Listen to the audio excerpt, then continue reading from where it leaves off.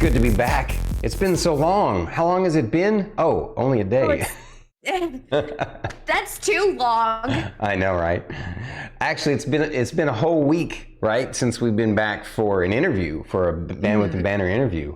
And last week was fantastic. We got to interview our own It's Star Kitty. It was wonderful. It was so good. But this week, super stoked. We get to have on the show an amazing streamer. But I'm getting ahead of myself.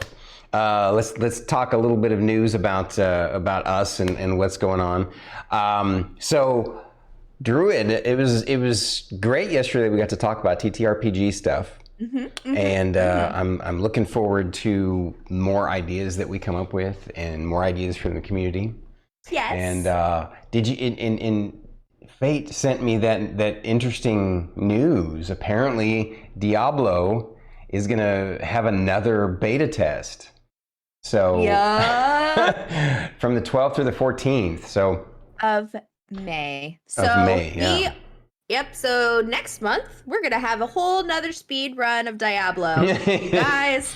So Fate at least texts you back. No, I wouldn't call it a text back dig off. It was a text in a group chat. Yeah. Oh my goodness. So it's going to be a lot of fun. I'm looking forward to it. We'll have to let Artology know because I'm sure she probably doesn't know.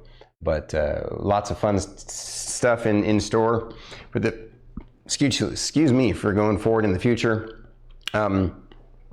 And we have our Bandwidth and Banter schedule like literally filled out for several weeks, which is fantastic. We're going to be able to bring you guys more amazing interview content to highlight these wonderful, amazing streamers. Next week, we have a good old friend of the channel on, Loomis360. Yep. Looking forward to that. So he's a good guy. He plays a wide variety of games. He's got some really interesting, he's got a media background.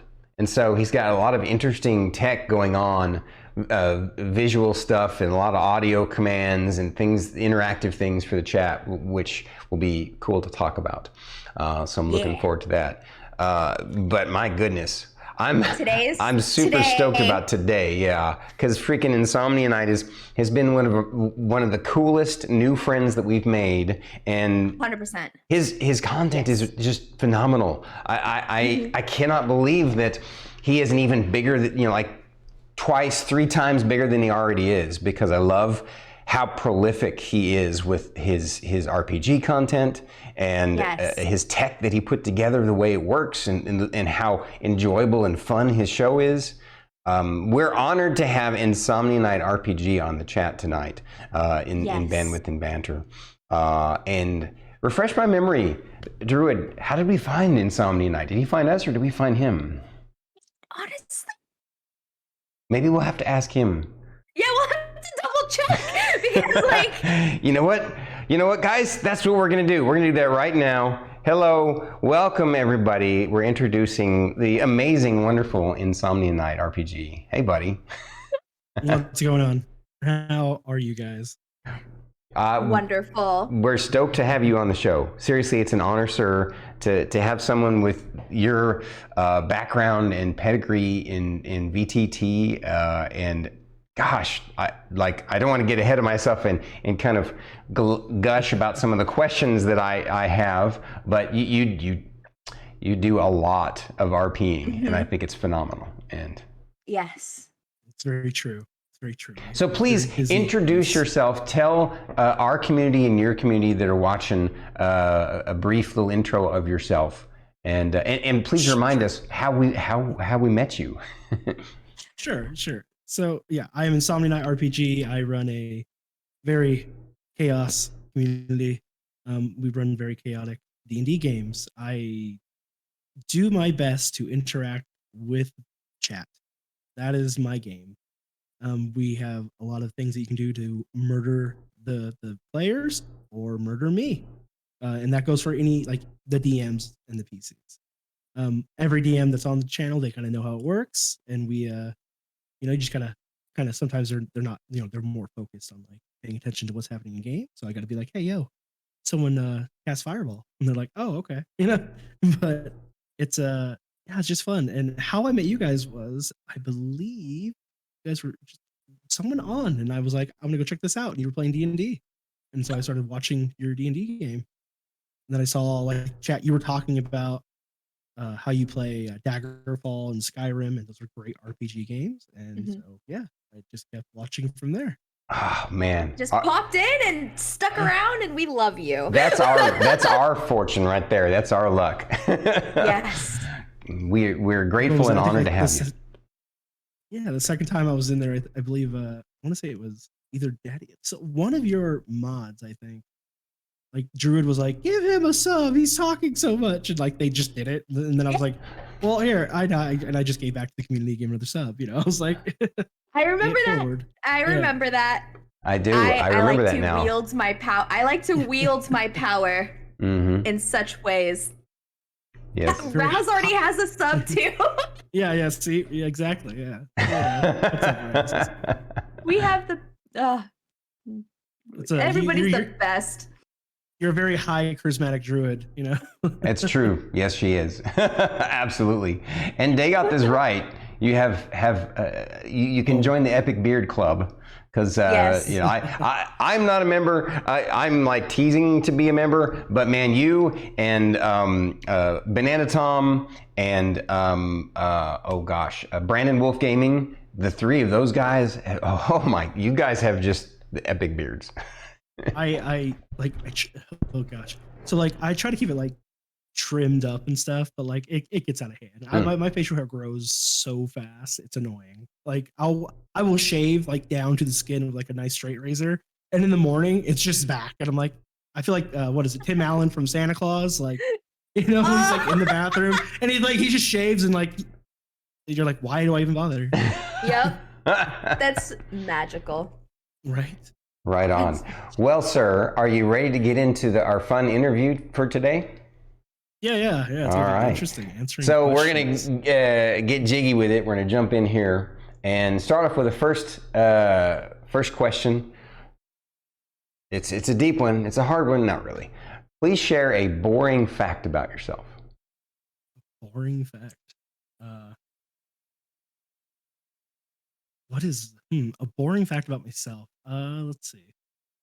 I enjoy breaking Foundry, which nobody else would, like staring at the code, trying to figure out what the hell's wrong and fixing it, I guess. Like troubleshooting is, I work really well under chaos. Like if it's like a stupid everyday 9 to 5 thing where it's like just rinse and repeat, I suck at that. Mm-hmm. Yeah. Like, I can't do that. If it's like the world is falling apart, things are on fire, I'm like, oh, I got this. Like it's not a problem for me. Like I guess that's my boring fact. Like things that are just broken, I like to fix.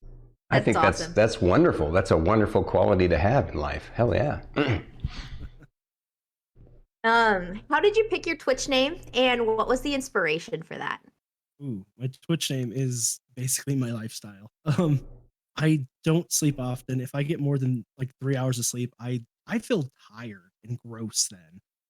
Like I don't want to function. And I've had a long career of like working grave shifts. When I was like 16, I like got a job at Walmart and worked grave shift, and it's just kind of, I like being alone and left to my own devices. And so I stuck with that. And I don't know, I'm not a health professional, but my body no longer relies upon like sunlight as a fuel source, because you need that vitamin D. But yeah, I seem to like, I do hang out in the day and like go outside and take the kids out to the desert. We hike, catch snakes and lizards and stuff. Yeah. But like even my wife's like, how do you function? She's like, you're so different. Like she needs like 8 hours to sleep. And so I always let her have her sleep. I get up at like I go and lay down. I don't know if I sleep. I need REM sleep. I know that. That's why it's a joke on the channel that like you earn REM dreams. I don't. And so like I lay down in bed, I shut my eyes, and I instantly get back up and go and like, all right, let's go. Make the kids breakfast, make the wife breakfast, get her shoes for her. She takes care of me, so I gotta take care of her. Half the wife, half the home. Yep. That's awesome. What are they saying here? You and Druid have that in I'm common. not a vampire, TCAT. You and Druid have that in common. She and Star Kitty almost never remembers her dreams ever. So oh man, I only remember my dreams when if I'm I don't get sick often. So 3 weeks ago I got sick and it sucked because I'm I can't stream because I had no voice. I every time I saw it's always everything for me. Just when I get sick, it becomes a sinus infection. It's just that's my weakness, sinus infections.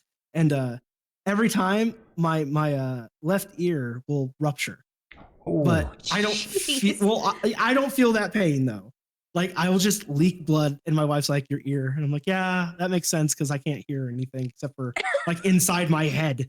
Oh wow! And so poor thing. it becomes all. Oh, I become all I was miserable. I'm I hate when I get sick. Because all year I won't get sick, and then 1 week, for 2 weeks, I will be all just broken, and and that's when I'll dream because I'll have a fever dream because I'm sleeping and I'm just sweating and I'm I'll have some weird. I'll wake up and be I had a dream that you threw coffee at me, and she's like, "What?" And I'm I don't know. it gets weird, but yeah, no. I don't know, Nate over here saying, Mike's a cyborg. I don't know. I function. I'm able to interact. Like I said, I spend a lot of time during the day with the kids, with my wife, and then once 7:30 hits, everyone gets sent to their rooms. My wife will hang out here, but she'll forget. She'll pass out on the couch, and then she feels all she's like, "Was I snoring?" I'm I didn't even know you were still there. Just kind of how that works. But, right on. Amazing. Yeah. So the name, I just was Insomnia Night, and then we do RPG stuff. So yeah, it's perfect. It suits. Makes total sense. Speaking of sorry perfect, for my long drawn out answer to that. No, it was perfect. It. Yeah, that's exactly what we want. Speaking of perfect and suiting, tell us. Jumping right into the D&D stuff. What Dungeons and Dragons class do you consider yourself to be in real life? Oh man. If you had to translate things over. I would definitely be a mixture, a multi-class, a ranger bard. Because I like my time alone in solitude, but I can interact with people and kind of be the life of the party. Mm-hmm. What is it? A lot of the community members are I'm like a chameleon. If I hang out with you more, I will literally adopt to how you're your aneurysms and everything. Yep. I guess the weird part. So I have weird insomnia lore stuff. I was raised by a mob family. They were too busy to I was a distraction for them, so they just used money to distract me. I didn't get a lot of hugs and things like that. It was a lot more hey, have these toys, go away. We're busy laundering money. And I'm okay. So most of my community, they're you're a sociopath. I'm sure, maybe that's what it is. Maybe that's it. But I adapt to every situation. So you're a compassionate sociopath, though, it seems because you seem like a really chill, loving, caring kind of person. So yes, and then there's when you once again, I'm a good leader from what they're you're a great leader, you know how to get this done, the community and stuff. And so when it comes to business, running businesses, stuff like that, I can be that emotions are gone. And they're and get down to business and stuff like that. Because it's just how I operate. Even my mom, nowadays, she comes over, my wife loves her, and I just can't she can't adult in a sense for me. The adulting level of my mother is just not there. So I'm how? And my wife's it's so great because she'll call me and she'll be hey, I signed up for a dating site. I'm okay, that's good. You're socializing. And then she goes, it's called UFO meetups. I'm what? And then I have to she's but how do I cancel it? Because the people are really weird. I'm right. Because about all the dating sites you chose UFO meetups. So it's just, it's funny. My wife's I love your mother for the weird shit she does. I'm right. I was that's what I was dealing with growing up. It didn't make sense. Yeah, that is so amazing. I love that so much. UFO dating site. Who would have thought? That's only like one of the things. Like there's so many. It's like that's a good story. my brother will text me and be like, "Hey, how do I remove this from mom's phone?" I'm like, "What'd she do?" And he's like, "I don't know." And then yeah, exactly. No, you have no idea, T-Cat. Like she had someone doing that to her, and luckily she's not like she knows scams to pretty well. Mm-hmm. But she like doesn't know how to like deal with the scams. Like she was a little worried. She's like, this guy keeps calling me saying he's gonna call the cops, and I don't like the cops because of our past stuff. And I'm like, what are you talking about? And then she like shows me, and I'm like, this is just the Nigerian prince. Like just ignore him. Like it's weird. Oh, okay. I'm sure That's a few so of good. us have to deal with that shit. Mm-hmm. But, Yes. Next question over to you, Druid. When prepping for a D&D game, do you have strict ideas for the story, or do you have like loose ideas and you just kind of follow the players? So it depends on what we're doing.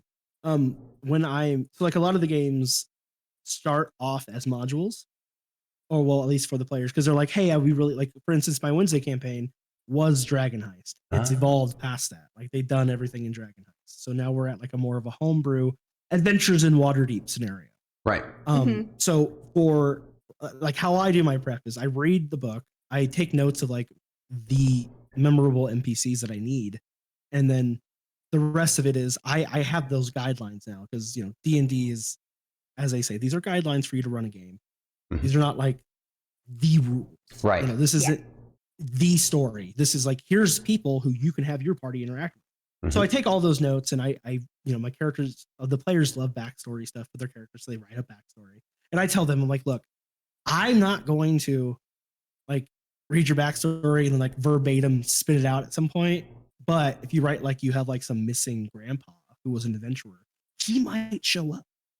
But if you want people to understand your dark and gloomy background, or hyper, whatever it is, I don't need that, but the party does. Right. So it's your job to be a person and interact with your party, and let that flow out naturally, which they do a great job at.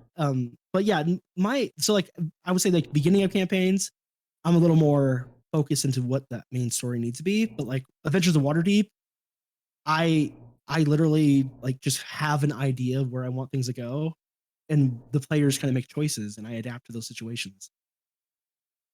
I'm pretty good at improv. So it sounds like you and I have very similar philosophical takes on D&D. Not like there's any wrong one per se. I think in almost all gaming, there is no real wrong way. As long as people are having fun and doing it their way, that's what matters. And exactly, that's why I have a requirement. Like for everybody who wants to play, I'm like, you need to be on camera. And some people don't like that. Mm-hmm. They're like, oh, I really don't want to be on camera. I'm like, well, are you covering your face somehow when you go visit your friend to play D&D in his house? Because you just need to have that aspect that we're just playing D&D together. I need to see your facial expressions so I can see when maybe I'm losing you in something. Right. Maybe I'm going into one character's story or providing too much for that character, or we've been RPing for an hour and a half and Cody is starting to lose it and he needs to burn something. Like that's just right. So having those facial expressions really help me keep the game very active. Agreed. Yeah. So this next one's mine, right, Druid? Correct.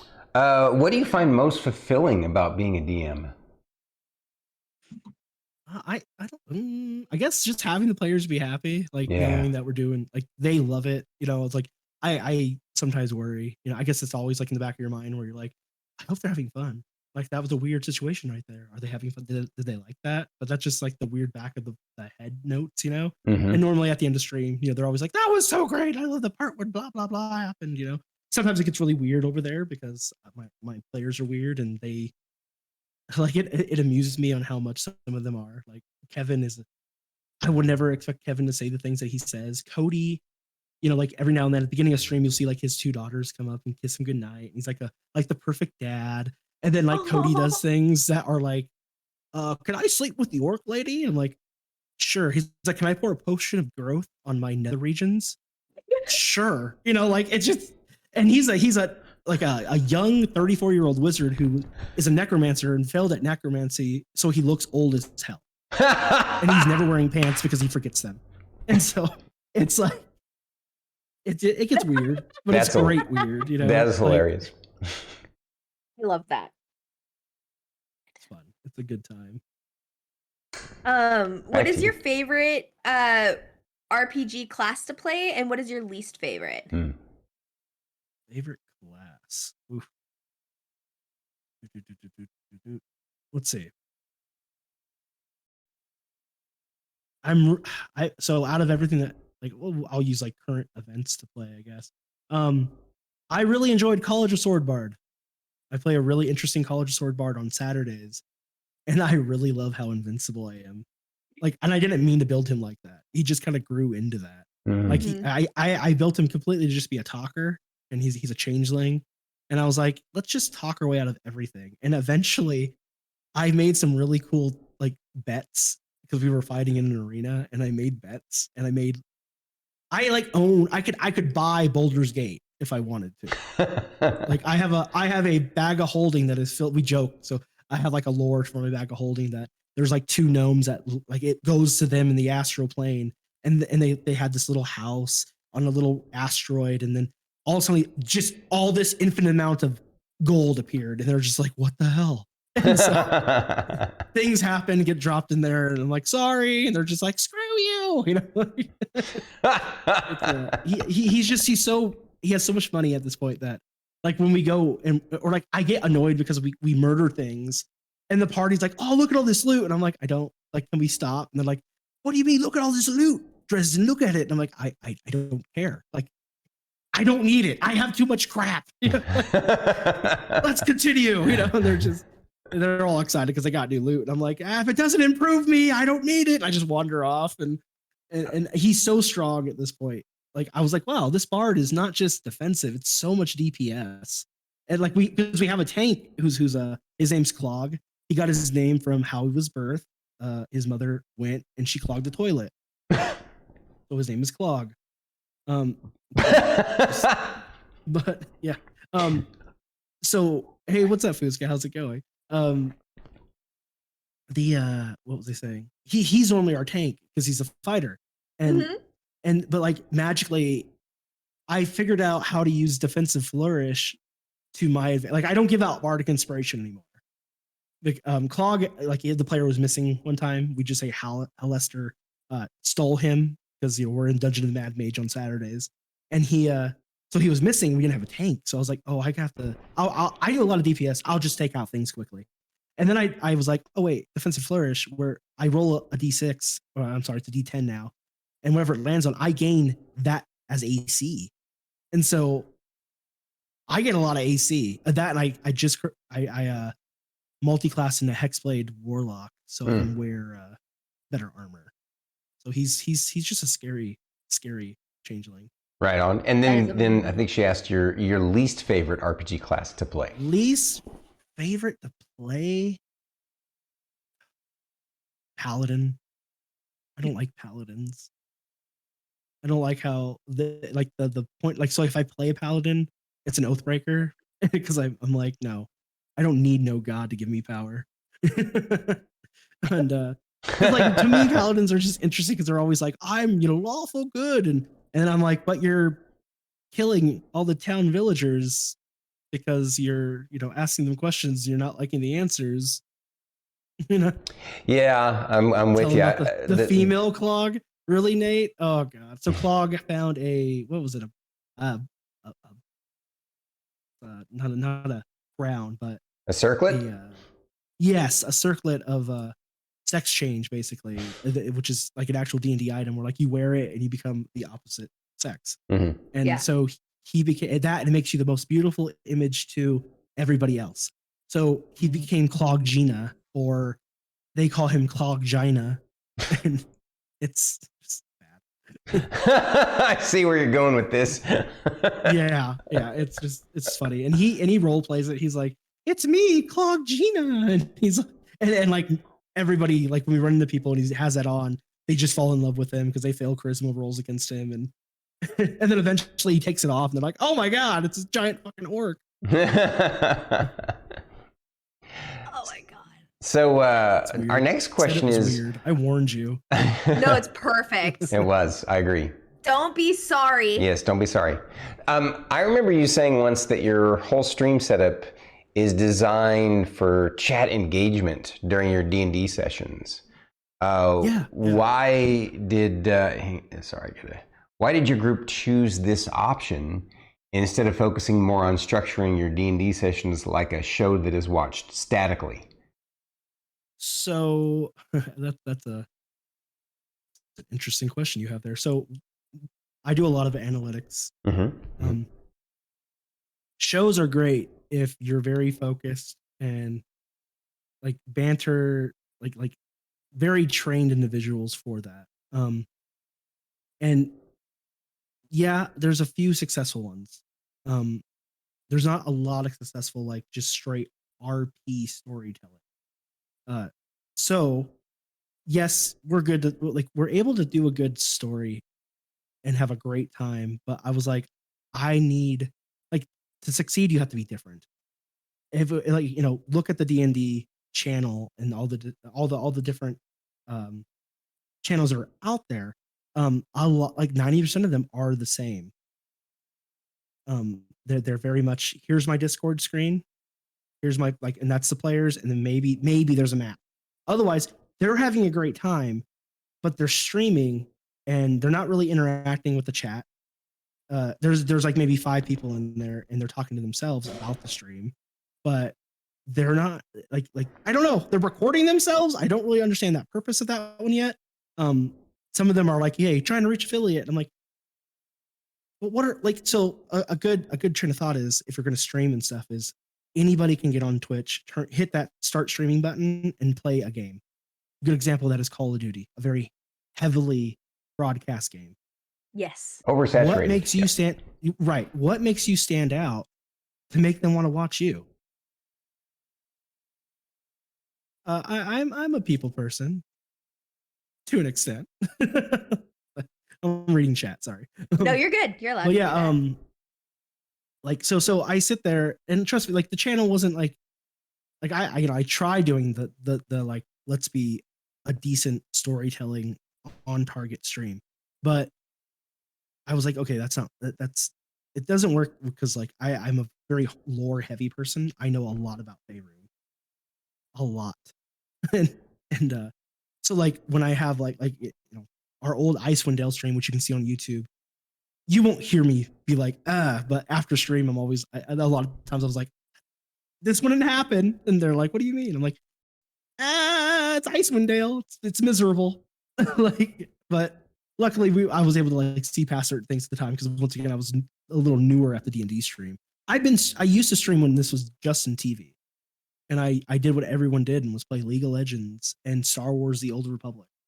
But I had like a little following. Like Dan, who is part of my community and runs Call of Cthulhu, he met me through that. But regardless, so we used to play League of Legends together. I still play League of Legends. I get salty. But yeah,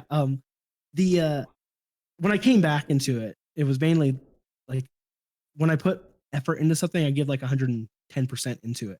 I don't like not being like if I see a flaw, I have to fix it. So, and I have time to fix it. Like unlike some people, like I can sit here and figure it out. And how do I make it better? How do I make it better? That's always in my mind. Yeah. Like how do I make you guys have more fun? How do I get the audience more interactive?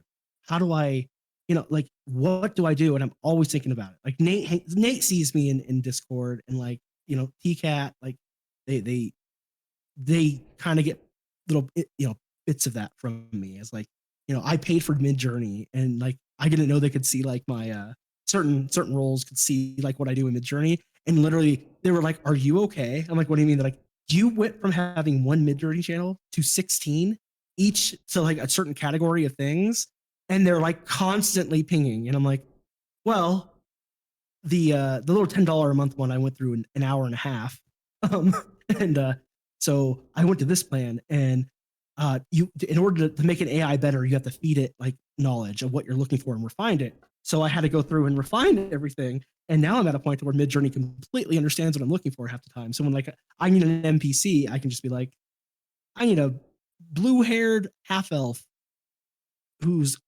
very tall and slender, and it goes, sure, here you go. I'm like, thank you. You know, it's easier for me that way. Automation is amazing, and I've always done that. Like with every job I've had, I used to work for International Game Technology, which is the largest gaming company in the world, actually. Just not the games you guys play. They make casino games, right? And I belonged to their systems team, so I had to watch the entire world and check for system outages. I was able to take what I had and automate 90% of my job and do a great job at it. Like I was, day shift hated me because it'd be like they come in and see me playing Street Fighter on the big screen. And like, how do you have time for that? And I'm like, do you see any tickets? They're like, no. Do you see any errors? No. Let's not talk. Let me do my thing. We've got it dealt with. That's right. Yeah, that's right. Yeah. Like that's how I do things. So it's like I've always I try to figure out automation. Right on. But yeah. Next question to you, Druid. What drew you to Twitch? Yeah, this is a good one. Why Twitch? Because I know Twitch. I don't see like YouTube streaming is it's still new and they're still working things out, and I don't think like I have a YouTube channel, but like I don't even like talk about my YouTube channel because like I don't put effort into that. It's more like it even says like this is a storage for past VODs, and then it's like literally at one point I was like tired of uploading them because YouTube was like yelling at me because what Twitch allows and what YouTube allows are two different fucking things. So YouTube, like Twitch will be like, this is we're gonna mute this because whatever reasons, and then YouTube will be like, oh, we don't mind that, but then other things where Twitch is like, this is great, you're doing great, no one's upset with you. YouTube's like, oh my god, how dare you? and I'm just like, I was so tired of like, because you can go in there and like kind of go, this is from this is this, and I was just like, I'm done. So like there is like we just recently started uploading things to it, and that's basically because we started those new campaigns of the Dragonlance, Shadow of the Dragon Queen, and my homebrewed Evil Dragonlance game, and Spelljammers, and then we'll also be actually uploading and recording the Fallout game when it starts, because I didn't record any of Call of Cthulhu. It was like a special thing. I was like, if you're not here, you're not here. Amazing. I just I know Twitch and I understand like right on how it works. So what struggles did you deal with when you first started streaming? Focus, I guess. Like I thought, like I wasn't thinking. This is what really happened. I was like, oh, let me play video games as well, like RPGs specifically, and that's when like the viewership would drop, and I'm like, okay. So I looked at things and I was like, okay, this makes more sense. I built a community off of D&D. Of course, the D&D players aren't interested in video games, and so I was like, I'm not going to play video games anymore. I'm going to strictly stick to tabletops and show them other tabletops that maybe they haven't played before. Because Dan's really like, let's do other games. I'm like, let's do it. Yeah. So yeah, that was kind of because I was like, oh hey, everyone likes video games, because I was getting a few hits from people in the Discord like, hey, can we do like a server game? And I'm like, well, what do you want to play? And then no one talks, and I'm like, okay. like I got like Cult of the Lamb. We had a few people in there playing with us and joining the cult and stuff like that, but like I stopped playing. I was like these numbers aren't what I want, and numbers stick with you on Twitch.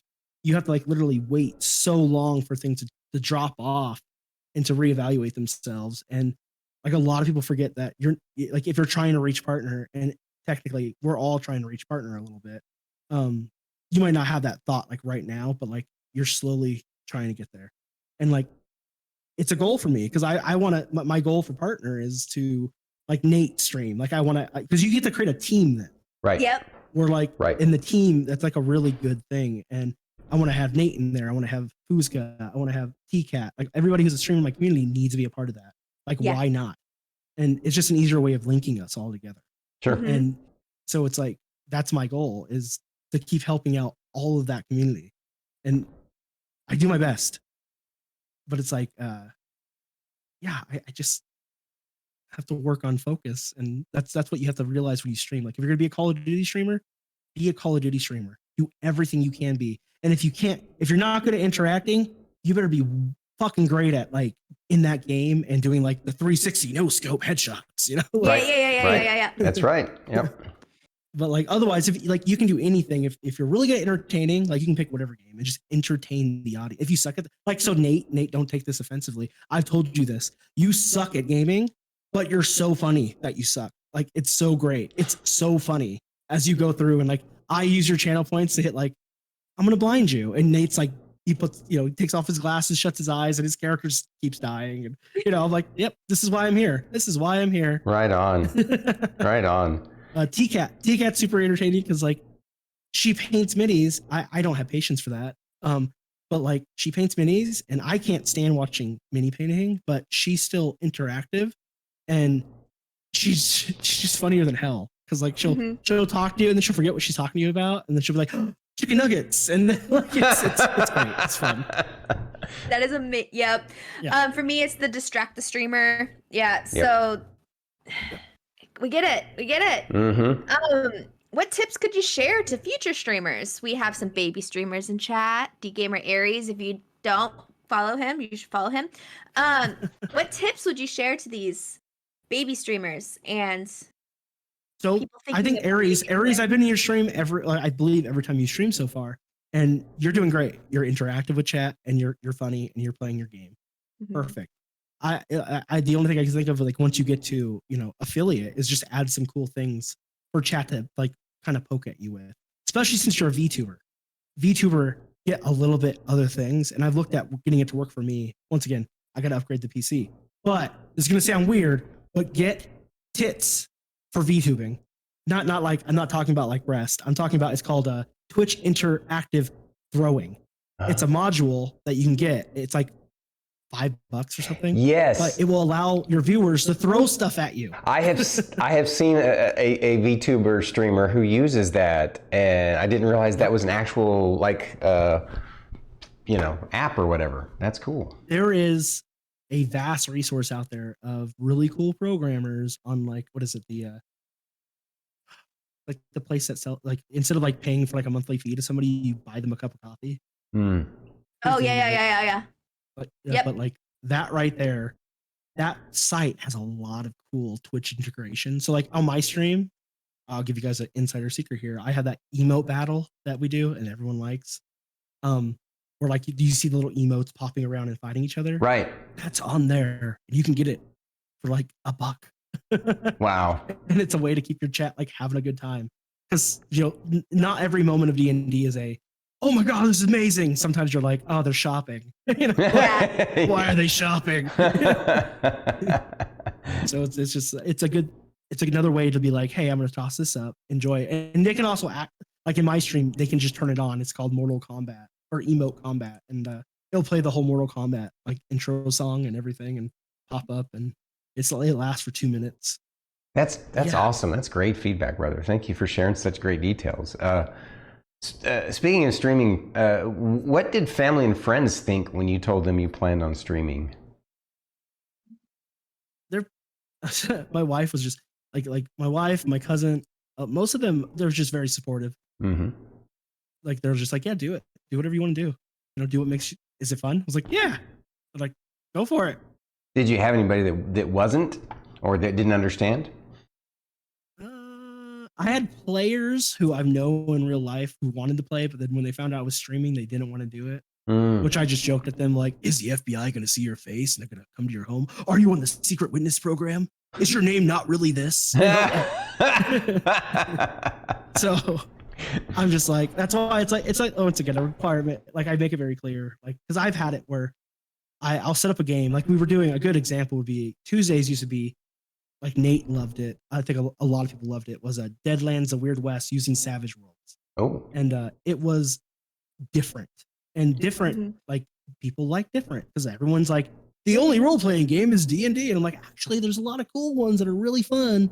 And Savage Worlds was really fun. And I threw the rule book out because I was like I don't like I want that. I like the main thing with Savage Worlds is that it's faster combat.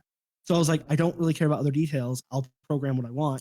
And in that game, you use a lot more weaponry, like guns and stuff.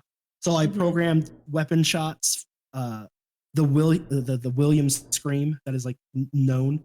So like they shoot when they got criticals. It was very scary looking. Like you just see bullets flying and blood spraying against the wall on the VTT, and you just hear that as they die. And, it was fun. It was good times. But like it would also the whole concept that with the Weird West is that Savage Worlds itself is like it's a every dimension multi-dimension multi-universe game. They have ways to tie in everything from like Flash Gordon, the Wild West, steampunk, Pathfinder, Interesting. all those worlds. There's so many with Savage Worlds where they connect to each other. And so with I really ran with that idea. I was like, okay, we're in the Wild West. It's like the 1800s. I'm like, this is what's going to go on. Now it's a different alternate universe because they've a different timeline. The Apache Indians, during that whole time when things were happening, they decided to use ancient native magic, and they opened up a portal, but the portal wasn't good. Like they were warned of this, and it opened a complete realm into avarice, basically, and demons and things like that came through, and they were different though. They were slight like this universe altered them, so they were more like spirits, and the land mass changed, and so the tech was more steampunk. And as the whole intro was they boarded this state of the art lightning rail, and I had like that all set up, moving on Foundry and everything, and that's awesome. It had sound effects, and we had a good time. Like they had fun. Players stuff got like scheduling, number one D&D thing, right? Scheduling got in the way, and so we lost too many players, and I just kind of we'll restart it eventually. Yeah. Right now it kind of just ran its waters dry with a lack of players. Yep. Like I was saying, the example was I had like 9 people signed up to play that game, and I was like, sure, let's do 9 people. Don't care. And like they all ended up like going, I'm too nervous to be on camera, and just dropped out. I'm like, all right. I mean, it happens. Yeah.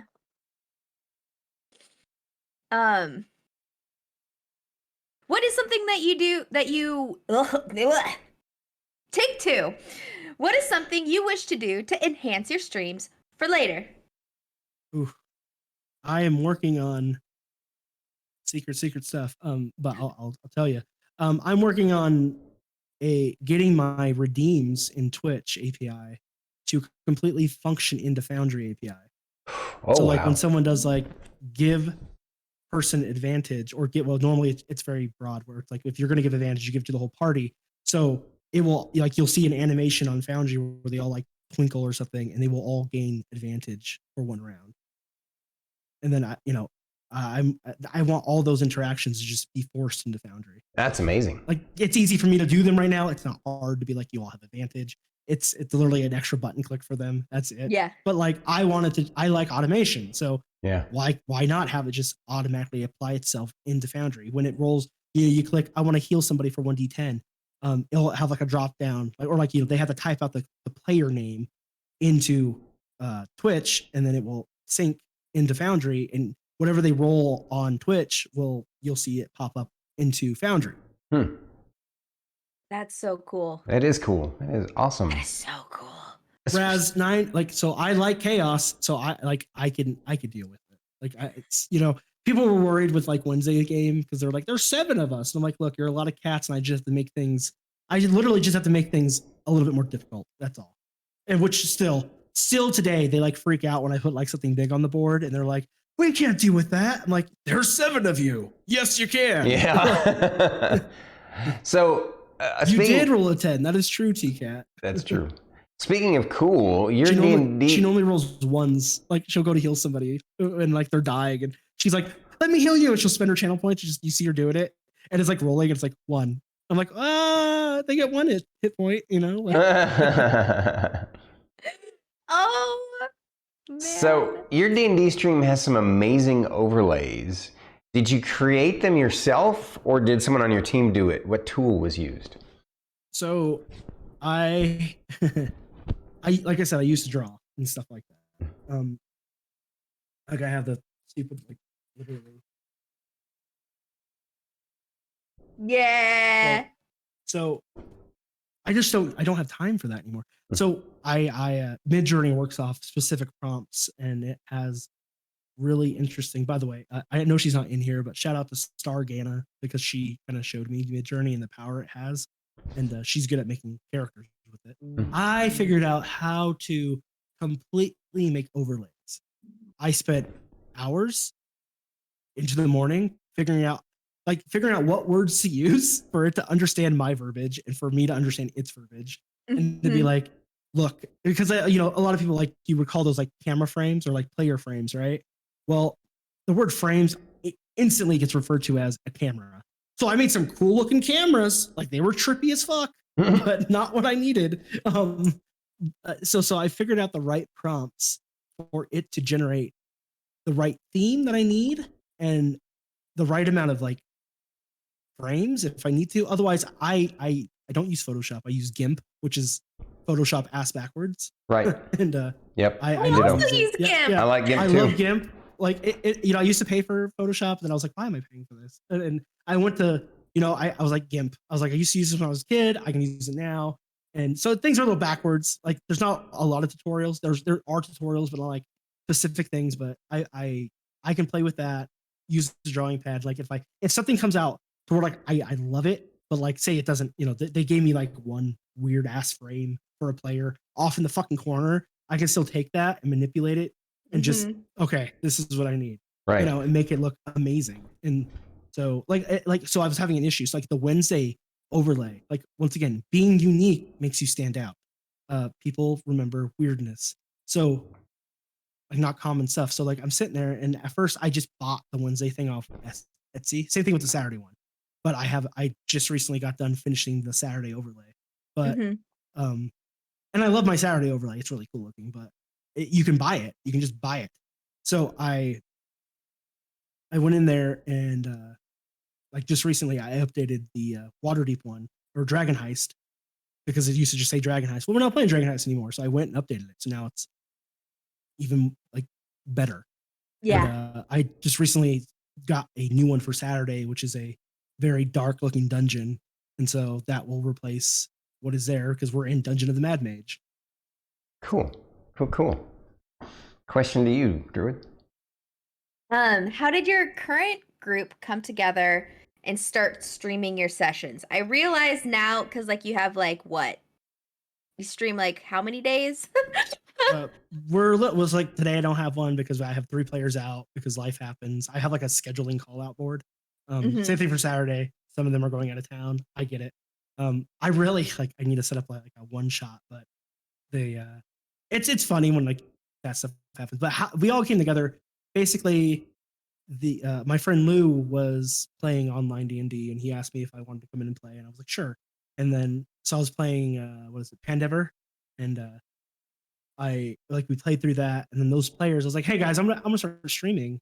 Does anyone want to come over to that? And a lot of them were like, yeah, that sounds great. And they're like, but who's DMing? I was like, well, Lou wants to do Icewind Dale, so we'll start with that. But I'll DM when the time comes and stuff like that. You guys can get my randomness. And they're like, oh, sounds great. And so we just adapted from there. I then Liz was in her Facebook group, which I've known her in real life, and she was like, hey, I'm looking to run Dungeons of the Mad Mage.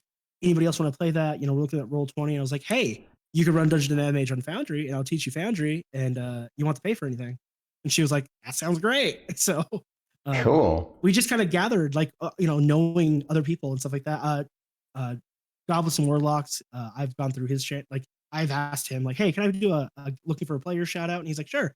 And I've gotten players from there because he has a very big community, because his community is more about teaching D&D. It's like more of like a teaching D&D place, and they have a lot of games going on in there and stuff like that. Right. Good community. But so I've gone in there and hey, looking for players. I really don't like pulling Facebook players because it's hard to explain.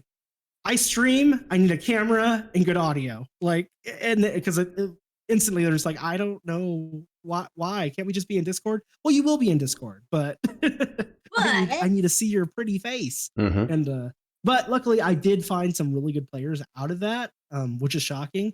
So and they've been with the community for over a year, which is another cool thing. Seth, who plays Splindo, the ranger on Wednesday, came from Facebook, and he's also in Saturday's game as Clog, as the orc fighter, and Miranda, who plays in Wednesday and Friday games. She came from Facebook, and she brought her DM from her Tuesday's game. Saw that we were having a great time, so he joined Wednesday, and then they just everyone knows somebody who wants to play, and they just I'm like, yeah, come in here, get in here. Yeah, exactly. Like it just swirls, and I got Brandon in there now, and Brandon loves it. And Brandon's like, he was talking to me. He's like, he's like, I like to draw and doodle, and so he knows I know tech stuff. So I was like, I recommended a pad to him, and he's like, I really want to do digital art, and I recommended what is that damn thing called? Hold on, Clip Studio Pro, and I was like, it's cheaper, it's easier, it's not bad to use, it's really good at making like what you're looking for, and he got it, and he's like, stop using Hero Forge. I'm like, but I'm an affiliate of Hero Forge. And he's like, well, I want to draw everybody. I'm like, okay, we'll do it. So yeah, still an affiliate of Hero Forge, but slowly not using. Well, like I use it for other things, I suppose. Good character reference and stuff like that. And I'm really good with Hero Forge. Like me and Liz go in there and like we make weird characters all the time. Like I have like all the Teenage Mutant Ninja Turtles made. I have Transformers. I make a lot of my big bad evil guys I make in there and stuff like that. So it's fun. So it's a good thing. Or like if I get started on a Guild Superior, they use Hero Forge, and so like I have tokens. Just I'm like, oh, I want to play this guy, Yeah. Next question. This one's something I've been wanting to know since I started seeing you and met you and saw your streams. If I understand correctly, you are the DM for 3 campaigns and you play in 3 others. Is that correct? Correct. How do you? Soon things are going to switch a little bit. The DM for Thursday got a little overwhelmed with his current work, his job. So I'm going to take over DMing that. So. Wow. Okay. So you're going to DM 4 campaigns. So I'll be DMing 4 campaigns. Yeah. How do you keep track of so many RPG sessions, both as a DM and a player? I mean, the player part, that one's I get. It's just fun to be a player, but how do you keep track of all of it without starting to have it kind of meld together and the different personas? Yeah. I think the sociopath kind of helps. I can like compartmentalize. Mm-hmm. Yeah, and I can also photographic memory helps. And Foundry notes, like I can just make notes in Foundry, like, hey, don't forget this, and I'm like, oh wow, yeah, I'm not this person, so. I can, I don't know, I'm pretty good at it. Like, and they each have like a kind of a different feel. Mind you, it's always going to be a little goofy. It's going to be a little chaos. That's just who I am. And that's going to bleed into every game. And recently I discovered that when I try to be serious with these groups, sometimes, like when I try to have a serious note, they ruin it. So I'm just like, never mind. It's not ruined. It's just, they take it and like, they take my words. So like, then they kind of like, like, oh really, and they're like, that's interesting. I'm like, god damn it, yeah. I'm like, dang it, guys, come on. I see everyone, like teary-eyed, and I'm like, yeah, I'm doing a good job with the drama part, and then one of the players is like, did you just say blah blah blah their mom? And I'm like, yeah. And they're like, we're in their mom. Like, oh god. That's I'm funny. Like, why? You're supposed to be the mature one, like. Yeah, I almost cried on stream recently with my D&D character, so it is what it is. No, I get it. I and that's kind of what it's about. It's about that whole like a lot of different emotions going on, and like players should be scared, which I do like. I still think they're funny on Wednesdays. They're very like Friday's group is very brave. They're very it's different. Well, different characters are really good. Like even like Liz plays in every freaking game, and I love it. But I'm like she's grown so much. So like. Like I really like it's almost like a free learn improv class, to bring out your characters.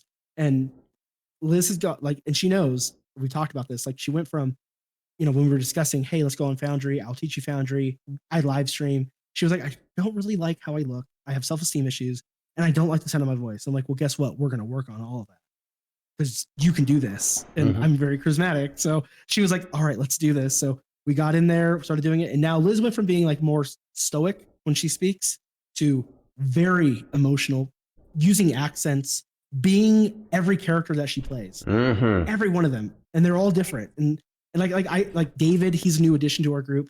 That he went from being like, I'm gonna punch everything in the face, to this monk who is very like, he says things and I'm like, man, you smoke a lot of weed. and he's such a pacifist, and I'm like, you went from 2 different freaking classes of things. It's great. That is awesome. And and I love it because like you see the progress of their like how they've grown. Yeah, it's so great. And I think that's probably one of my like proudest things is seeing my community just like grow with those concepts of improv, and just be your fucking character. If you said your character's this, if your character's scared of rats and you're in a rat dungeon, oh, this is gonna be great. You know, like yeah. I love the RP so much. I like a good combination. In most of my streams, you'll see like RP, and then there will be something for them to deal with, because you're always gonna have that mix of player where like, yes, some of them are like they just want RP, and then you're gonna have that other hand where like they're like, I'm here for them the all the dice, right? You know? Right. And they want to do damage, you know. And one of the big things is like when they make characters, I'm always like, don't go min maxing. You're a team. D&D is an MMO, and it's a party game, and you all should have flaws. That way, somebody else can fix it. You know? That's right. Yeah. That's right. Yeah.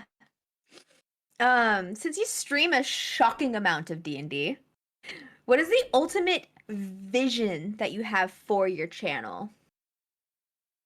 I kind of mentioned a little bit of that. Yeah. Eventually, like as things progress, I want to work towards partner, and I want to, with that, help the other parts of the community. Yeah. If you grow, I grow. If I grow, you grow. Yes. Like we should all be building onto each other to help each other out. Like Yes. it's not like I'm also things I don't do. Once again, I don't try to talk about myself and other people's communities. I don't advertise when I'm going live in other people's communities. Like I'm not in your Discord to, hey, go look at me. I'm in your Discord because we're friends and we're gonna hang out with each other. Like I plan on playing Diablo 4 with you. Oh hell yeah! So it's like, you know, I want to play more Among Us and like kill you guys and be like, it wasn't me. Why are you blaming me? And you have an open invitation anytime ever to play any of those games. Yeah, absolutely, 100%. I'm looking forward. 100% every time. Yeah, no, I always try to join. But yeah, it's like my goal is to just help everybody grow. Like that's what I'm here. I want to see. You know, I sit there at night after stream and stuff, and I'm talking to like my players still, and they're like, "What are you up to?" And I'm like, "I'll screen share." And I'm like, "They're like, why are you looking at the D&D stuff?" I'm like, I want to see like what are people doing, so I can either find new talent and show them off, or I just sit there and like, why are you streaming? You know, like what are you doing? What is your goal? You know, like it sucks when like if I go to raid somebody, and none of like the people who I know are on, and I go to raid, and I'm always going to raid into specifically what I'm playing. Every now and then I will go to like people who I've known for a long time. There are a few of them that who like I just know, and they don't play D&D, but they are like they will talk tabletop with you. So like every now and then we go into one of those friends of ours, but for the most part, I'm going to stick with the D&D or tabletop community. And so I go and I look, and I'm like, okay, no one's on, and I'm gonna go test the waters. And I open up another screen, and I'm sitting there, and I'm like, hello. And if they don't respond, they're not paying attention to the chat. Or if I go there and they're set to follower only, that's just a weird way to gain followers, in my opinion. Yeah. Now, that being said, I do understand if like you like you know, if you have like the way my channel works, we'll have to slow down in a sense of chat, or if I've ever had like 1,000 followers watching the fucking stream, that's gonna be a lot of redeems going off and a lot of chaos, right? Yeah, which I love. Yeah. But I'll have to figure out a way to slow that down a little bit, probably just with cooldowns and like how many times a person can redeem, basically. Yeah. But like, you know, all things that I have like notes on what I'm doing and stuff like that. And end goal is to just keep doing what I'm doing, because so far it's working. I've grown immensely, like especially like this year, kind of like re-strategize, like redoing a lot of my focus and amping up the games that we're doing. Like there's nothing but growth that can happen. Yeah. Us too, yeah. Like you're proof positive that your vibe attracts your tribe because I feel like he has the same philosophy about Twitch that we do. We're building a community of communities, right? And the idea that a rising tide lifts all boats is a true thing, especially on Twitch. And you know, as we grow, we can help each other grow. And I think, yeah, 100%. It's wonderful. Yes. You know, another great streamer. Not they have a kind of a stricter schedule, but Grouch Couch. Go watch them. Give them a follow. They're really good at that too. Like their whole philosophy, like they are like what is it? They're the punk kids who grew up, so they have that, like they're all punk. You know, they're great. They're random. They went from kind of like where I was, and they're way beyond me now. But they have like Grouch Couch TV that plays. It's great. It's funny. It's just them. Like they do theater of the mind, but they attempt to act it out on stream. So it's funny. So like when one of them plays the tabaxi, they're in like they have like a tiger head on, and it's just great. It's a good show. It's funny. Yeah. Their whole philosophy, they made partner, and they're like, we got to get everyone to partner, and it's like exactly. Like Yes. Let's help out each other, and so they constantly do the same thing, and they're great. They're called the Grouch Couch. Check them out. But yes, yeah. Segueing back into a different question, more into D&D, kind of specific personally, what is your favorite NPC that you've created and your favorite player character you've played? I think you actually already shared with us your favorite player character, so you don't necessarily have to answer that one. But what's your favorite NPC you've created for your campaigns, or one of them? So I like all NPC, like so I focus very hard on like giving them interactions and like letting them meet. The issue is with that. I don't know if you ran into this, but I do it all the time to myself. I make the characters interesting, even though they're just a bland NPC. I give them a name, they talk to them, and then they find another NPC who like is there, and then they make the NPCs talk to each other. And I'm talking to myself as my wife is giggling in the kitchen because she only hears me, and she's like, "Do you know how insane you sound?" Like, yeah, I do. So like now I stop. I'm like, it's kind of like that whole scene in Incredibles where it's like, "You got me monologuing."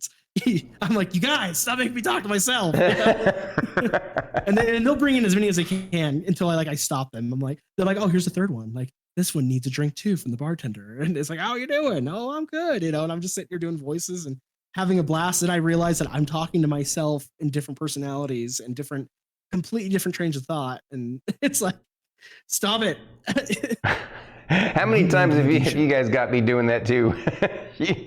She knows exactly what you're talking about. Players love to do it. I mean, like they're just like, stop making them all seem like they could be friends, okay? Not my fault. It's a good idea. I should be like, "I hate Hector down at the pub." You know, like that is a good idea. Make some drama. So I can try to make it, you know, interesting. They figure it out. Why do you hate Hector? You know, like, let's go solve this problem. I could try to mediate it between you guys, you know, it would be so much fun. Yes. Love chaos. I'm so ready to play D&D now. It's insane. I know, right? Everyone wants to do a Oops All Kobolds game, and I'm like, okay. That sounds intriguing and funny. Uh-oh. Druids. Got our little wheels turning over there. No. Never. Okay. We're gonna switch off of D&D for a little bit. For a moment. For the last few questions, actually. For the last few questions, that is true. Actually, no, that's a lie. But anyways. Share the least interesting place you have traveled to IRL. In real life, the least interesting place. Ooh. It has to have been like, you know, you can't say the grocery store. It has to be something like out of the state. Yeah. I'm thinking like where I guess the most you said uninteresting, right? Right, least interesting. Yeah, uninteresting. Uninteresting would be Alturas, California. I'd have to go up there every now and then, and it's just a little tiny town in Northern California, and there's nothing there. There's nothing there, like nothing. And I'm like, how do you people exist? Like, what are you doing? And they're not like just an old people's community. It's like there's young kids there, and I'm just like, why are you like, are you causing chaos? Like, what is your version of chaos as a teenager? Like, do you like go out and tip over the neighbor's cow and you're like, ah, chaos, and run off? Or what are you doing? That was my hometown growing up was also very small with nothing to do. And you know, we just would, you know, go make trails in the forest. Yeah, okay, that makes sense. So like, yeah. It's like when I was a kid, you know, I grew up in Sacramento and stuff, and I was lucky to have like a creek down the way, and we would just ride our bikes, little BMX bikes, and make our own jumps in the creek and do that, and hunt in the creek and find turtles and frogs and stuff like that. And I got one of my little like other hobbies like during summer is like during COVID I had to become a teacher for the kids because they shut down all the schools. Right. And so like they were like, here's a packet of like things you can teach your children. I'm like, I don't have patience for a teacher. Like I'm not that type of person. Like so you know, here I am trying to teach people. So like I pulled up things that I remembered as a kid, and one of them was like Mario teaches typing and math blasters.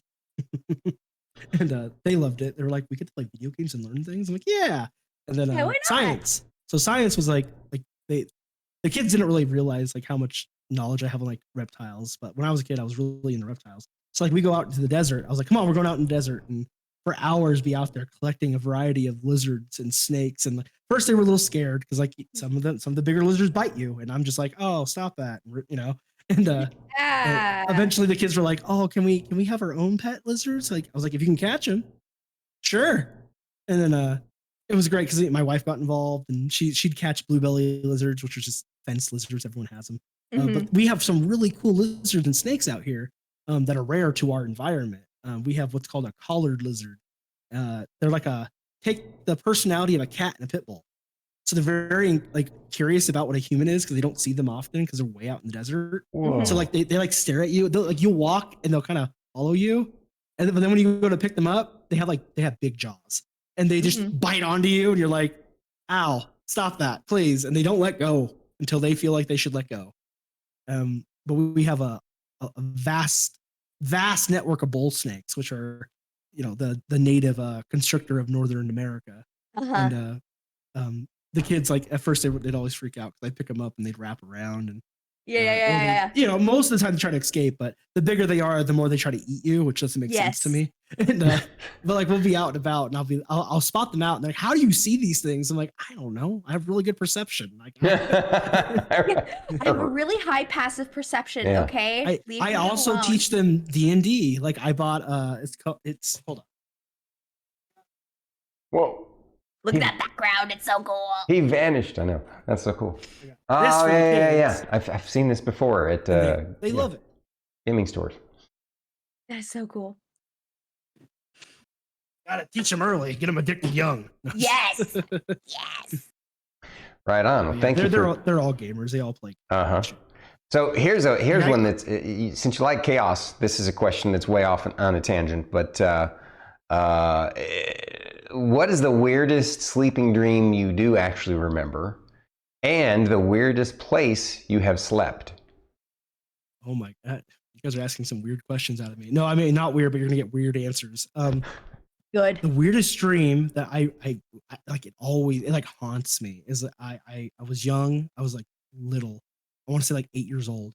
And I don't, so once again, I was unattended a lot. So like TV, I watched anything like Aliens, Child's Play, and all those great things. And so I remember one night I went to sleep and I woke up, and the weird part is that like my friends had the same dream. So I don't know what it is.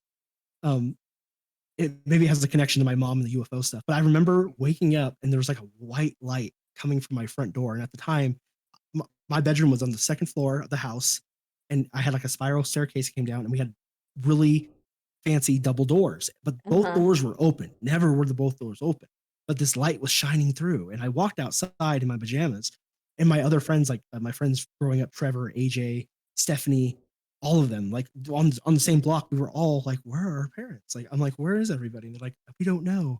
There's just the bright light. So we walked towards the bright light, and it was in the creek. And then I woke up. That's it. And we all, like, later on that day, we were like all staring at each other awkwardly. And like until one of us were like, did you have a dream about like nighttime and our parents missing? And I'm like, yeah. And we all were like, and we just don't talk about Wow. it. That's spooky. I love it. Who knows what that was about? Maybe it made me the way I am. Maybe I'm not human. Maybe I'm changeling. Right. All right, weirdest place you slept? Most uncomfortable place to sleep, or Yeah, just weirdest you've the slept. weirdest place. Yeah. The weirdest place. It could be uncomfortable if you think that's the weirdest. Yeah. weirdest place.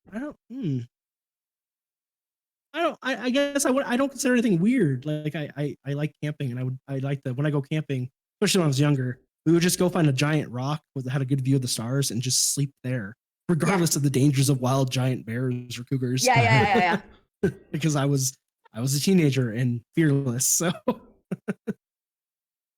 I don't have like weird like if we're gonna do anything too outrageous. I mean, that's They were actually too pretty busy, good. like I said. Sleeping on a big They were too rock. That's weird. I mean, it is and it isn't. The But, average to the average human. Yep. Yeah, okay. Average modern human. That's true. True. Okay, wizard or sorcerer? Ooh, I like sorcerers. Why? Why? Because they didn't have to go to school for a bunch of years or murder a bunch of goblins for 90 days to gain their power. They just woke up and someone was like, either like, hey, your mom had sex with a dragon, Merry Christmas, or it was just inherited. So Right. Yep. Right. they're that college kid who like, hey, how are you going through school? Oh, mommy and daddy pay for everything. Yep. All right. Last question of the day. It's the most important one. It's the deepest one we have. Pineapple on pizza, yes or no? Oh gosh, that is that's a thing in this house too. I don't care. Like if that's an answer. Your answer is your answer. It doesn't bother me. Like I'm not saying, but my wife, like if like one of the kids order that, she just stares at them with like resentment. She's like, "You're not my child," No, she looks at me, and I'm like, "What? I don't care." Mind you, no one's allowed to have pineapple. The kids aren't. There was an incident with pineapple. We're not going to talk about that. Oh. You know what happens when you eat a pound of dried pineapple to your insides? No. What do you think it makes you do? Probably. Shit. Yeah. I got woken up. A lot of. I got so grandma watched the kids one night when we went out on our date night, and bad. It's bad. Yeah, exactly. So we go out on date night, and she had mentioned that she bought like 2 pounds of dried pineapple. Sweet. It's healthy. The kids can have some. It's not a bad deal. We get home and like no one cooked dinner, and she's like, "Hey, yeah, the kids just ate all the pineapple," and she leaves, and I don't really think about that. Like at first, and then I'm like, whatever. I go to sleep, and I get woken up to my oldest shaking me, and he's like, "Dad, something's wrong." I'm like, "What are you talking about?" And he's like, "Something's wrong. I don't want to talk about this. I warned you." And I go and get out of bed, and I step in something squishy. Oh. And I'm like, I just kind of retract, and I'm like, "Okay, go run to my bathroom." And so he runs to my bathroom. And once again, I'm just woken up, so it's like. Yeah. It's just weird because I don't dream. I don't. So like kids just shaking me. I'm like, what is going on? And and I'm looking. Now my feet are like wet, and I'm like, what is happening? So I'm like looking, and he turns the light on in the bathroom, and he's just standing there holding onto the counter, and he's like, what's wrong with me? And it's just coming out of him. And Oh I'm like, my gosh! Poor and I just kid. shake my wife, and I'm like, I don't know what. I got up. I shake her. I'm like, yeah, I need your help. And I pick him up, put him in the bathtub. And I'm like, turn the water on, and I'm like, she gets out of bed. She's like, why is the floor wet and mushy? I'm like, you don't want to know. Just don't turn the light on. Just help Max. And slowly it affected every kid. And then I'm like, what did you guys eat last night? And they're like, Grandma fed us all the pineapple. So then Grandma came over the next day, and I just stare at her, and I'm like, you know what I had to do all night? Which is, she's like, you don't sleep anyways. I'm like, right, but the poor children, like they were like, no pineapple. So it's interesting when they order pineapple, because if we just kind of like, are you sure? Wow. Yeah. It's a thing. Poor Don't children. eat a pound of pine. Like, don't eat diet gummy bears. They'll do the same thing to you. Diet Yes. what? Diet. Diet gummy bears. sugar-free gummy bears. Huh. Yeah, they will murder your insides. Wow. Mhm. Thank you Like for you're like, sharing. oh, these are great and tasty and like 0 calories. I'll snack on these all day. And then like 20 minutes later, you're just people are like, are you okay? You haven't come out in like 4 hours. It's okay. And you're just like, we'll survive. Yeah. surviving it. Surviving it. Evil Well, pineapple. Exactly, Aries. what an interesting way to come to the towards the end of the show. So in the warned you. that's okay, it's all right. In the last little bit of the show, we like to open up the floor to folks to ask questions, or to you to ask us or your chat questions if you have any for us, and if chat has any for you. We just give a few minutes for that. You guys can answer more. You're asking more questions too, and get my weird freaking answers.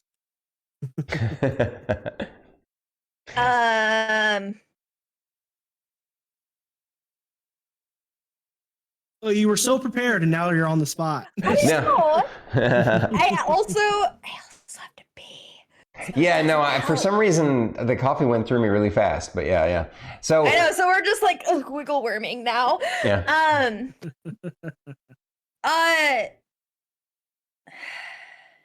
Well, Chat? so Anything from chat? Is there anything from chat? Anything from chat. I do want to say though, since we're wrapping up, it's been a pleasure and an honor to have you on the show, and even more so to have you as a part of our community, and to be a part of your community now too. And Yes. it's our honor, and you're just amazing peeps, and I'm so glad we met. No Thank you. kidding. You guys are great Thank too. you. Yeah. Thank you You so guys are much a for blast. I like your streams. I like how you guys interact. You guys do a great job. I'm happy that you guys asked me over here. Like I love doing this type of stuff. It's fun. It is. I don't always have time for these things, so I really like your timing was perfect. I was like, yes, the children will be in school. I know. So we try to chaotic. Yeah, we try to make things as flexible as possible within our own time too, because like Fridays are only is the only day that I really get to stream, and then I have my side campaign that I play with friends. So we do have a couple of questions. I see that. Yeah. I'm gonna read Toadstools first. Oh wait, no, wait. That's not a question. Banana Tom's got a question. I just got in here. Never mind. Yeah. And TK, looks like we do have what Banana Tom's is. What's the best advice you can give to someone who hasn't played D&D before and wants to get into it? Just do it. Just don't be scared of it. Get in there. Hop in the community. Find like I would say, if you don't know what D&D is, watch Stormy. Be careful if you watch me. Watch Goblins and Warlocks if you're looking for a more traditional game. I guess you too. There's a lot of people on Twitch that are good examples of a good D&D game. And then if you want to play, join their community. We're all looking for players. Like I'm always looking, I have weird ads that I pop up every now and then looking for people, and it might be in song. It's weird, but yeah, just join a community and talk to them. I love new players. I love new players because I get to see you grow. I get to see you adapt. I get to see them do all of that. So my advice for a new person who's never played before, get in it. You're going to love it. Trust us. I feel like Banana Tom would be an amazing D&D player. Oh, without a doubt. Without a doubt. I think he'd be a natural, just like you turned out to be, Druid. Without a doubt. What is one thing that you look for in all of your players? Personality. Like, can are you funny? Are you dramatic? Like, I don't care what it is. We're going to bring the best out. We're going to bring all that out on the table. You're going to have a great time. You're going to, that's what I look for. And it's like TCAT, really, meeting you in just my chat. Like everybody loves you in the community. Brandon wants to play with you. Like he wants to hang out with you because now are you you're in chat, you're making us laugh in the game, you're causing chaos with all of my bullshit, and then you're now you're a player over here in the community, and I told you, you're famous to them. A lot of you guys are it's great, and I love that I bring it's those connections that we're making right here. Hey, my chatter is now going to be part of the stream. This is amazing. They get to be a part of it's like meeting your movie star, except they're not a jerk. You know, they're actually like decent. You know? Right. Yeah. Well, Banana Tom, in a Like, way, oh, wait, this is great. is getting into it with us, since he's playing Solasta with us tonight. Oh, very nice. And That's that's a good kind of his game. introduction. Do you guys have a Baldur's Gate 3? No, not yet. I'm gonna wait Okay, for it so- to come out of early Yeah, access. I get you. Yeah, I got it in pre alpha, and I played all the way through. And then I was like, I need more. But I was like, I'm not going to keep doing the updates because Right. I'm only going to get so far again, and it's pointless. I want the whole thing. I am a big Baldur's Gate series fan. Same thing with the original Isometric Icewind Dale game. Mhm. Like, I love those games, and I don't know if you've played those old ones by Black Isle, which became BioWare. Yep. They're really good at storytelling and making that, taking that. What is it? It's 3rd edition D&D. Yep. And No, actually, it was Baldur's it's Gate like- was 2nd edition, 2nd edition, and yeah, I think okay. Icewind Dale was as well. Yeah. Yeah, and so like going back into those, like, so that's where I learned a lot of my lore for Faerun, was going into Candlekeep at the very beginning of that game and realizing that I can open the library shelf and there'll be books on every story that has been written in the reality of Faerun. Right. So I spent so much time in that game reading and absorbing and going, wow, this is great. This is great. Same thing with Icewind Dale. When you find a bookshelf, you open that bookshelf, you read the 27 books that are there, because you're going to learn so much shit. Yep. Because they added, it's like Easter eggs, but nonstop. Right. It's great. Like, what type of developer does that? Like, put like actual, like, from the here's the stories of D&D, here's the stories of Faerun, here's all these characters throughout time, and we put them in tiny little books that you can grab onto in a video game. But most people don't open bookshelves. Like, they Right. just go, I'm not going to Candlekeep. That's just a book nerd place, And Well, I'm over here like spending all level 1 inside there, just reading and clicking and reading and clicking. yeah, it's amazing how much lore is out there for so many different worlds that have been created. And I'm not even talking about all the custom worlds. I'm talking about the lore from the history of D&D, throughout all the editions that was official stuff, and that you can use as like a baseline, a guide to jumpstart you into your own worlds and creativity. Yeah. Here's a good, like, Faerun is full of lore, and it's great. But like, I also have, like, in the backworks my own homebrew world. Mhm. But like I have a lot going on, so that's on, like, it gets touched, but it doesn't get touched often. Mhm. Yeah. Banana Tom, Baldur's Gate 1 and 2. So no, not the PS2 version. So that is Dark Alliance. That is a Diablo-esque action RPG. So yes, those have stories. Yes, it does. It is stories in Faerun. I'm talking about the old Black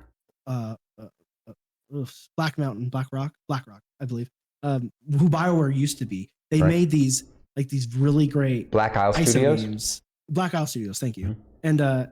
And we're like, and it's exactly what he was saying. It's D&D 2nd edition, and you make a character. There's Thacko. It does all this.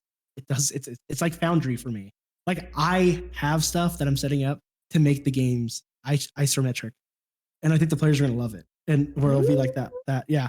And I'm working on that stuff. And Awesome. So it's like, I really love that feel and that look that they gave you, and the world that they brought to life in those games. Like, every NPC had different verbiage. I think the only off thing was, like, all innkeepers had the same, like, line they'd say when you click on them. Which is like, what is it? My inn's as clean as a dwarven's asshole or some shit. And, it's like it's great. And Well- it's just, if you want fun ways to get lore on D&D, and you don't want to open up a open up a book, just go play those games, because you're gonna get fed all of this knowledge and on like the old gods of Faerun, mortals who became gods.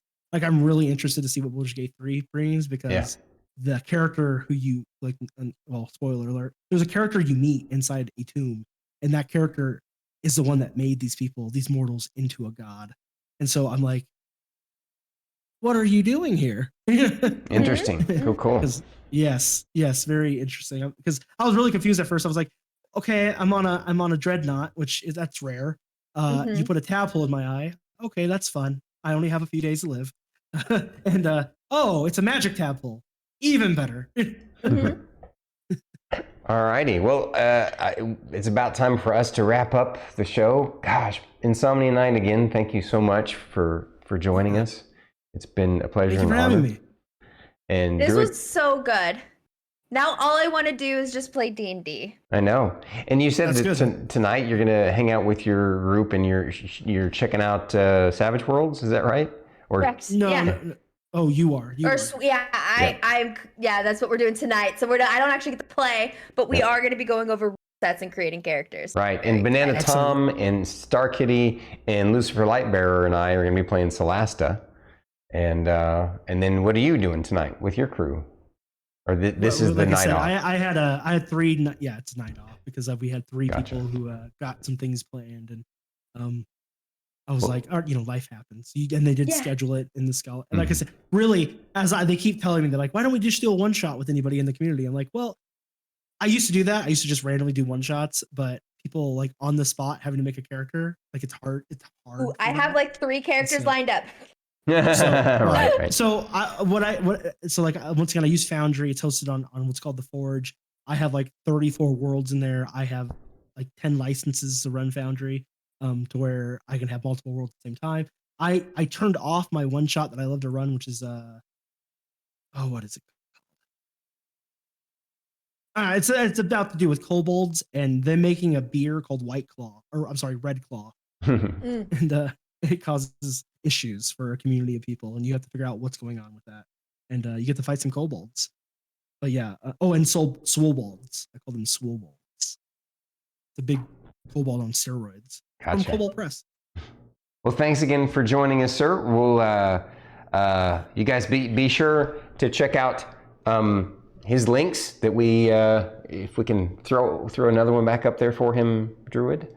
There it is. Make sure you guys go drop Insomnia Night a follow, and for all your community folks, thank you for joining us today. Yes. And Thank you for hanging sharing Insomnia Night with us, right? Yes. No, thank you for sharing him with us. All right, thanks, we really brother. appreciate it. Yes, we'll put you away for now, and hang tight though, and we'll chat with you in just a little bit. We're gonna say goodbye. He is ours He now. is ours now. I know that's what Ari said. Yes.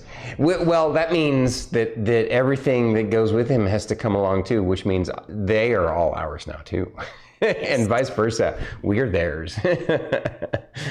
Yes. Yes, because you have an amazing, he has an amazing community of folk that we are honored to have met. And like I said, I'm so grateful to the Twitch gods, or whatever you want to call the the universe that brought him to our channel, because I just would not have believed it, and it's amazing.